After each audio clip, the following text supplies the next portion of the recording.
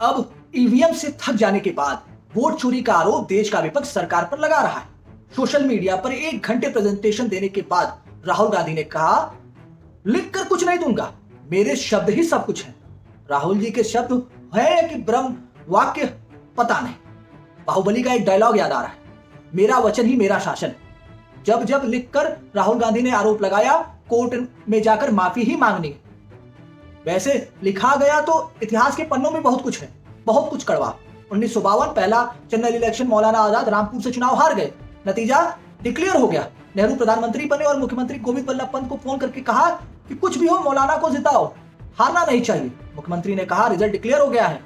नेहरू ने कहा मुख्यमंत्री रहना चाहते हो तो जिताओ। मुख्यमंत्री ने डीएम पर दबाव बनाकर बक्सा बदलवा दिया। मौलाना आजाद चुनाव जीत गए। यह तब के इंफॉर्मेशन डायरेक्टर ने अपनी किताब में लिखा। बाल ठाकरे का नाम वोटर लिस्ट से हटा दिया गया था। पता है आप सबको? बहुत कम लोगों को पता होगा कि क्या था पूरा मामला। बाला साहब ठाकरे ने 1987 में मुंबई में एक चुनावी सभा में भाषण दिया था। 12 साल बाद मुख्य चुनाव आयुक्त एमएस गिल और चुनाव आयुक्त जेम्स लिंगदो की कमेटी ने उस भाषण को आधार बनाकर बाल ठाकरे को वोट डालने और चुनाव लड़ने से 5 साल के लिए रोक दिया। बाल ठाकरे का नाम वोटर लिस्ट से डिलीट कर दिया गया, जबकि कोर्ट ने सिर्फ 10,000 रुपए का फाइन लगाया था। पता है किसकी सरकार थी? उन्हीं की जो आज वोट चोरी का आरोप लगा रहे हैं। कांग्रेस के चिराग, विपक्ष के नेता, एलओपी राहुल गांधी के परिवार की। इसी से रिटायरमेंट के बाद गिल कांग्रेस के सांसद और मनमोहन सरकार में केंद्रीय मंत्री बन गए। लिंगदो जी मैग्सेसे पुरस्कार से सम्मानित किए गए। यह होता है रिवॉर्ड। कांग्रेस की अपने लोगों के साथ यही वफादारी अच्छी लगती है, भले ही काम संविधान के विरोध में ही क्यों न किया गया हो। आज ये सब सोचकर भी डर लगता है कि अपने राजनीतिक विरोधी को चुनाव लड़ने से ही रोक दिया जाता था तब। ऐसा पाकिस्तान और बांग्लादेश में आज भी होता है। शेख हसीना और इमरान खान चुनाव नहीं लड़ सकते, तब राजीव गांधी ऐसा कर रहे थे। इसी तरह की तानाशाही तो इंदिरा गांधी ने भी खूब अपने समय में दिखाई है। बाला साहब ठाकरे कोई आखिरी कहानी नहीं है, बल्कि 2009 केंद्र में कांग्रेस की सरकार थी। तब के chief election commissioner N Gopalachari ने राष्ट्रपति को चिट्ठी लिखकर आरोप लगाया कि नवीन चावला कांग्रेस के लिए काम कर रहे हैं, उन्हें पद से हटा दिया जाए। फिर 2009 में कांग्रेस ने नवीन चावला को सोनिया गांधी के कहने पर सीईसी बना दिया, चीफ इलेक्शन कमिश्नर बना दिया। जब पता चला गुरु ये अपना आदमी है।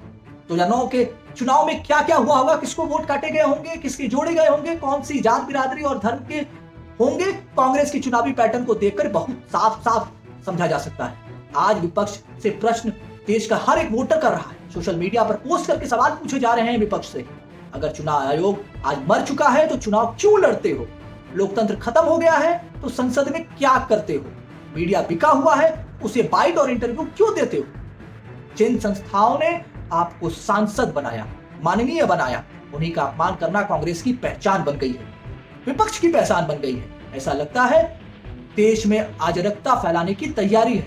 गृह युद्ध की ओर विपक्ष देश को ले जा रहा है।